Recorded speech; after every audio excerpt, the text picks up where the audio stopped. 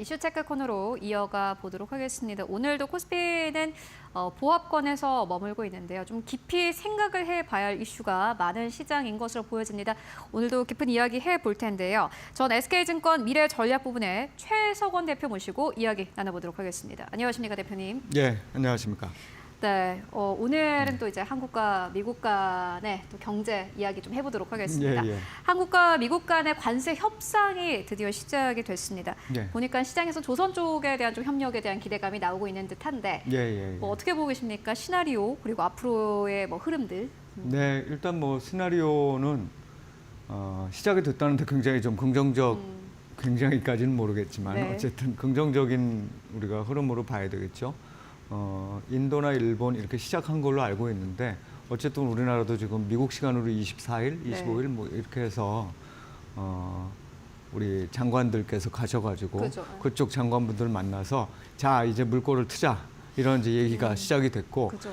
아마 자세한 내용들은 밝혀지진 않았어요. 그런데 이제 만난 분들이 이렇게 얘기를 하시는 걸 보면 대체적인 전반적 상황, 예를 들면 어떤 산업에서 어떤 일들이 어떤 얘기들이 나눠져야 될 거고 또 이번에 좀 특징적인 게 환율에 대한 얘기나 금융시장과 관련된 얘기들도 좀 나눠지게끔 네. 재무부와 미국의 재무부와 우리나라 기획재정부 장관도 만났단 말이죠. 그러니까 통상 대표들끼리만 만난 게 아니었어요.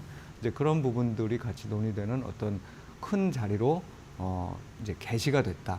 그런 부분은 이제 긍정적이고, 근데 앞으로 지금 예정은 7월 8일 날까지 뭔가 이제 패키지를 만들자는 그죠. 이제 이 어떤 협상이 잠정적인 어떤 합의가 이루어진 상태고 그 안에 여러 일들이 있을 것 같아요.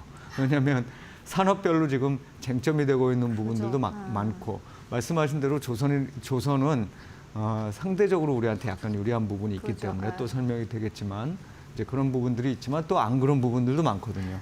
게다가 이게 환율 부분이라든지 아니면은 또 방위비 문제하고도 뭔가 연결이 되려는 이렇게 움직임이 보인다든지 이렇게 되면 협상이 이렇게 마냥 좋을 수는 없겠죠. 그렇죠. 그래서 중간중간에 아마 서로 간의 정치적인 목적에 따라서 이런 성과가 나타났다 이런 얘기들을 밖으로 이렇게 내보내는 그런 우호적인 소식들이 올 수도 있습니다만 반대로 너무 이제 양측의 얘기들이 안 맞고 있어가지고 뭔가 이 불확실성이 지속된다 이런 뉴스들도 나올 수 있는 그렇죠. 상황입니다.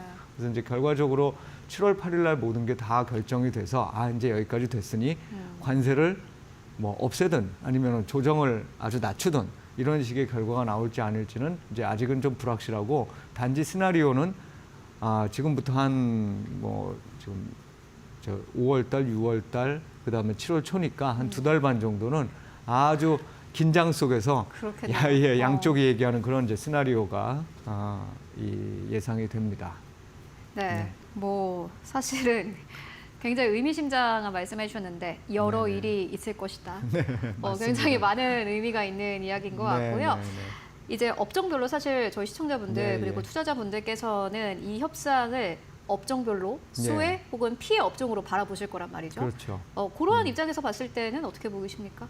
사실 그 제조업체 전반적으로 봤을 때 우리나라의 제조업 경쟁력이 특히 우위가 되는 그 지금 산업들이 주로 대상이잖아요. 그렇죠. 네. 왜냐하면 미국 입장에서 보면은 사실 대부분의 제조업에서 글로벌이 이 자기네들의 말하자면 피해가 왔고 지금까지 수십 년간 그게 이제 다른 나라로 제조업들로 가면서 우리나라 고용은 나빠졌고 무역 수지 적자 늘어났고 이런 입장이니까 그냥 객관적으로 놓고 보면 이 어떤 산업의 경쟁력이라는 게 지금 거론되고 있는 산업의 경쟁력이라는 게 우리가 높은 거예요, 사실. 그런데 그거에 대해서 지금 기분 나쁜 거죠, 사실 한편으로. 그죠. 예, 기분 나쁘다는 표현은 약간 완전히 적절하진 않고 이제 그런 것 때문에 미국 국내 어떤 경제와 경쟁력이 굉장히 위축됐고 그런 부분들이 미국의 상당한 이제 문제로 이어지고 있다는 게 지금 어떤 흐름이니까 우리가 뭔가를 주기를 굉장히 바랄 거예요, 그쪽에서. 대표적으로 반도체라든지 또는 그 배터리라든지 그런 데서는 자기네 나라에 와서 만든다고 해가지고 그게 정말 잘 만들지는 모르겠으나 그것과 더불어서 기술적인 부분에 있어서의 협력 이런 거를 아마 요청하는 이런 상황일 겁니다. 그러다 보니까 우리나라에서 와서 만들고 우리나라에 와서 만들되 핵심적인 기술들도 우리와 공유하자. 이제 이런 쪽이 이제 미국의 입장일 거고요. 그다음에 철강이나 자동차 같은 부분은 이게 트럼프 일기 때도 얘기했던 거거든요. 그러니까 원래 미국이라는 나라가 옛날부터 보면 자동차 강국이었었잖아요. 그러다가 그 자리를 일본한테 넘겨주고 또 독일한테도 이제 상당히 넘겨주는 이제 이런 상황에서 그나마 미국 내에 있는 내수만으로 어떻게 미국의 자동차 회사들이 버티는 이런 상황이었는데 이게 어찌 보면은 이 방어, 그러니까 경제 안보와 관련된 부분으로 생각을 할 정도로 미국이 크게 생각하고 있는 일이라 이 부분에서도 분명 지금까지 지속되어 온 것처럼 미국 내 투자 이런 부분들을 굉장히 강력하게 주장할 가능성이 있습니다. 그럼 조선 같은 경우는 어떠냐? 조선은 상대적으로 양쪽의 이해가 좀 맞아떨어지는 것 같아요. 지금 미국이 하고 있는 일 중에 하나가 에너지 가격 쪽을 떨어뜨리고 싶은 그렇죠. 거잖아요. 그럼 이제 에너지 가격들을 떨어뜨리고 전반적인 그 화석 연료를 이제 활성화시키는 단계에서 굉장히 많은 LNG 선이 필요하게 됩니다. 그런데 우리나라가 아시다시피 LNG 선에 있어서는 세계 제1위란 말이에요. 그렇죠. 그러니까 우리나라의 입장으로는 어떤 방식이 됐던 간에 미국에서는 자기네 나라에 들어와 가지고서 만드는 거를 요구하겠지만 이제 그럼에도 불구하고 우리는 전체적인 만들어지는 배 양이 늘어나는 그런 수혜를 볼 수도 있는 겁니다. 그걸 우리가 가져올 수도 있는 거죠. 그래서 이제 지금까지 얘기를 좀 종합해 보죠. 조선 같은 경우에는 제가 보기엔 괜찮아요. 수혜를 볼 수 있는 업장으로 볼 수 있습니다. 근데 철강과 자동차 같은 경우는 좀 우리가 아쉬운 결과가 나타날 가능성들이 좀 있습니다. 그러니까 관세율이 계속적으로 이렇게 좀 부과가 되면서 우리 입장에서 보면 좀 불리한 그런 상황이 될 것 같고 이제 반도체라든지 배터리 부분에서는 뭘 지켜낼 수 있느냐가 굉장히 중요한 것 같아요. 그죠, 예, 그래서 이제 미국에 가서 만들 수 있습니다. 그런데 만들 수 있는데 만드는 데 있어서의 가장 큰 문제는 약간 비용이 더 올라갈 수 있다는 거죠. 그 글로벌 공급망 전체의 지금 관세 효과 때문에 비용이 올라가 있는 상황에서 또 미국에 가면 생산성이 상대적으로 낮은데 그죠. 그렇다는 얘기는 비용이 많이 드니 그걸 기업들이 떠안아야 되는 상황이 되는 거예요. 이제 그런 부분들이 있어요. 반면에 우리가 그 글로벌 공급망, 미국이 주도하는 중국을 제외한 미국을 중심으로 하는 글로벌 반도체 공급망에서 확실한 위치를 점유하고 거기서 기술적 경쟁력을 계속 갖고 있을 수 있다라는 게 좀 증명이 되면 그거는 또 호재일 겁니다. 그래서 조선 같은 경우는 조금 플러스, 이 철강과 자동차 같은 경우는 조금 마이너스. 그 다음에 반도체와 배터리는 좀 가면서 보자. 어떻게 이걸 서로 주고받는지를 보자. 이 정도로 정리가 되는 게 맞는 것 같아요. 네, 피해 업종, 수혜 업종 아직은 좀 이야기하기에는 이르다라는 생각이 듭니다만은 굳이 또 이거를 좀 분리해서 얘기를 해보자면은 조선은 사실 한국이 가지고 있는 강점입니다. 그렇기 때문에 미국과 협상을 할 때 중요한 카드가 될 거고 수혜 업종으로 보는 게 맞지 않겠느냐라는 대표님의 의견 듣고 왔고요. 반면에 지금 뭐 자동차는 미국이 급합니다. 자동차와 철강 쪽의 경우에는 약간 좀 우리가 내어줘야 하는 부분이 분명히 있을 것이다라고 이야기 듣고 왔고요. 반도체는 좀 봐야 될 것 같습니다. 그거는 반도체는 좀, 또 서로 맞습니다. 지켜봐야 어려워요. 될것 아직까지는 이게 수혜인지 피해인지.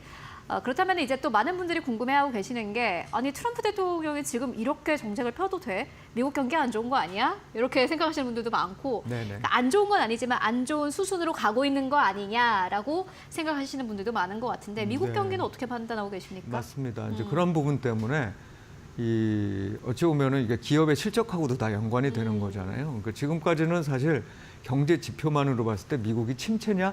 아닙니다. 침체는 아니고 몇 가지로 이렇게 나눠서 볼 수 있는데 첫 번째 소비는 버티고 있어요. 그 다음에 제조업은 생각보다 좀 나쁜 상황이 지금 계속 이어지고 있는 이런 상황이라고 볼 수 있습니다. 그리고 고용시장 쪽은 보면 이게 이민 효과도 좀 들어가 있을 거고요. 그러다 보니까 한편으로는 좀 타이트하다. 타이트하다는 건 뭐냐면 이렇게 이 노동자들을 찾는 수요가 많다는 거거든요. 그러니까 기업들 입장에서 보면 노동자들을 구하는 수요가 많은 건데 다른 한편으로 보면은 약간 서비스업이 주춤하면서 또 이제 조금은 좀 안 좋아지는 지표들도 나오기 시작한다는 거예요. 그러니까 막 이렇게 뒤섞여 있습니다. 종합해서 보면 그냥 어찌 보면 아주 좋았을 때에 비해서는 좀 약화된 정도의 경제라고 볼 수 있어요. 그런데 이게 앞으로 놓고 보면은 좀 위험 요인들이 있는 거죠.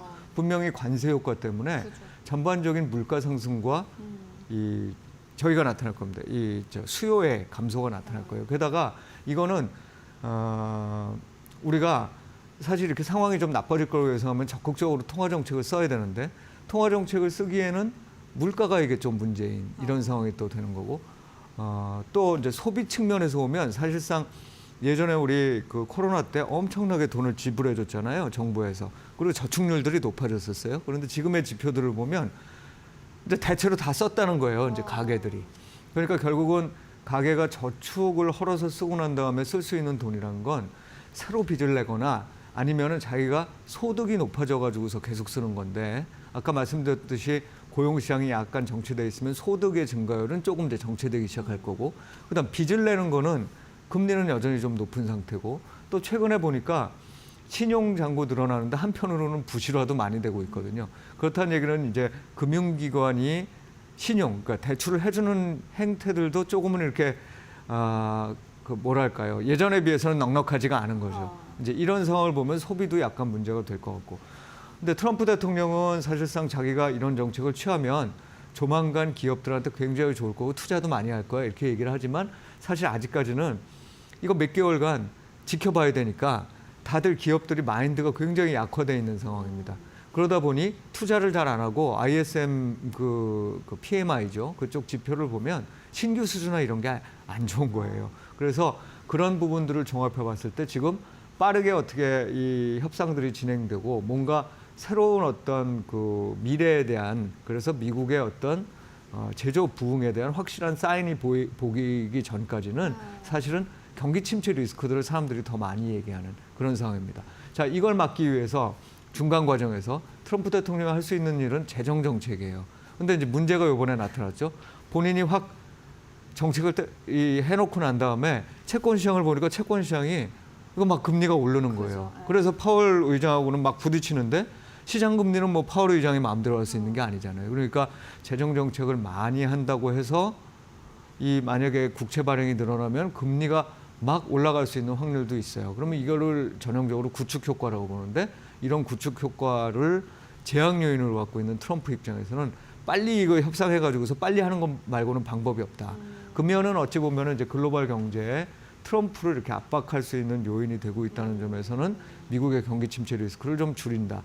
그렇지만 만약에 이제 그렇지 못하고 지금처럼 왔다 갔다 하는 이런 정책을 계속하면 침체 리스크는 다시 커지는 이런 일이 지금부터 한 3개월간 우리가 관찰해야 될 부분입니다. 앞으로 7월까지는 사실 좀 시간이 필요하겠다라는 생각이 듭니다. 이 협상에서 나오는 뭐 제스처 하나하나가 결국에는 미국의 증시 그리고 채권 시장에 아마 영향을 줄 것으로 보여지니까요. 이 시간이 좀 필요한 것으로 보여지고 이어서 또 증시 이야기를 빼놓을 수가 없는데 뭐 의견도 다양합니다. 워낙 또 혼란의 시기이다 보니까는 저가 매수해라 이렇게 말하는 것도 있고 아니면은 약간 올라왔을 때 팔아라라고 이야기를 하는 전문가들도 많고요. 정말 극과 극으로 나뉘는데 이게 다 들어보면 다 맞는 말이에요. 어떻게 보십니까?